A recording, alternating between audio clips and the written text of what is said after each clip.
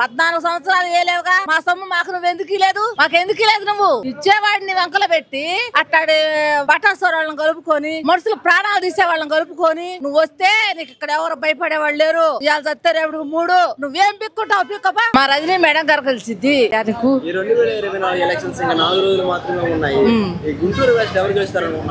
మా రజనీ మేడం గారు కలిసిద్ది. చెబుతామయ్యా, మాకు ఆమె ఎంతో సాయం చేసింది. జగన్ ఎంతో సాయం చేస్తున్నాడు. మాకు పింఛన్లు ఇంట్లోకి తీసుకొచ్చి వాలంటీర్ ద్వారా ఇస్తున్నారు. ఈ 2 నెలలు బట్టి మా నోట్లో మట్టేసి మా ఉసురు పోసుకొని వాడు ఏమైనా నాశనం అయిపోతాడు. మాకు పింఛన్లు కూడా రానియకుండా బ్యాంకులు కాడికి పోయి నిలబడి ఖాళీగా వస్తున్నాము. లైన్లో ఎండలో నిలబడి తీసుకోకుండా జనం ఒత్తిడికి తట్టుకోలేక పోయిన నెల ఈ నెల ఎన్ని ఎగసాట్లు పడుతున్నామో దేవుడికే తెలియాలా. వాడు సత్యనాశనం అయిపోవాలా.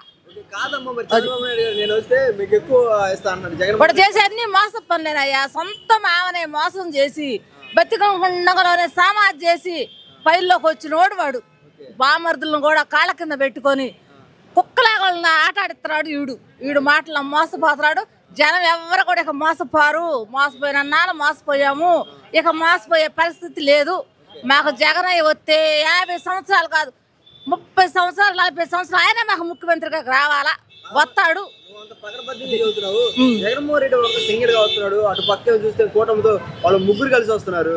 గెలుస్తారంట. వచ్చినా ఆయన అసలు ఏమి చేయలేరు.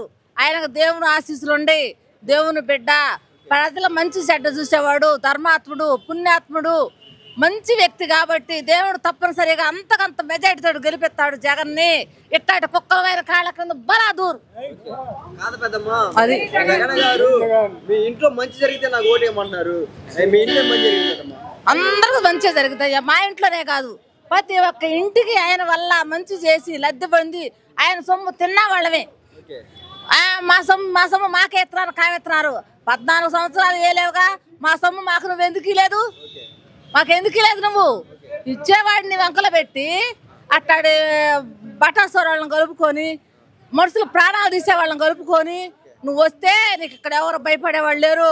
ఇవాళ చస్తే రేపు 3 నువ్వేం పిక్కుంటావు? పిక్కపా. అంతే. గుంటూరు వెస్ట్ టీడీపీ కంచుకోవడం అంటున్నారు. మరి రజనీ గారు అంత లేదయ్యా. రజనమ్మే గెలిసిద్ది.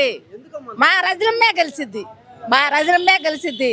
ఆ ఎదవలు అసలు దేంట్లో కూడా ఇక రారు కూడా. ఒకప్పుడు రజనీ మేడం గారు ఆరోగ్య శాఖ మంత్రిగా చేశారు. ఒకప్పుడు హాస్పిటల్ ఎలా ఉండేవి, ఇప్పుడు రజనీ మేడం గారు వచ్చిన హాస్పిటల్ ఎలా బ్రహ్మాండంగా ఉండి అయ్యా. రజనీ మేడం గారు వచ్చినా బ్రహ్మాండంగా ఉండి తెలుగుదేశం ప్రభుత్వంలో గేటు కాడోడు కడిచి పోయేవాడు దాకా పావలా బేడ రూపాయి ఇయ్యింది పానిచ్చేవాళ్ళు కాదు.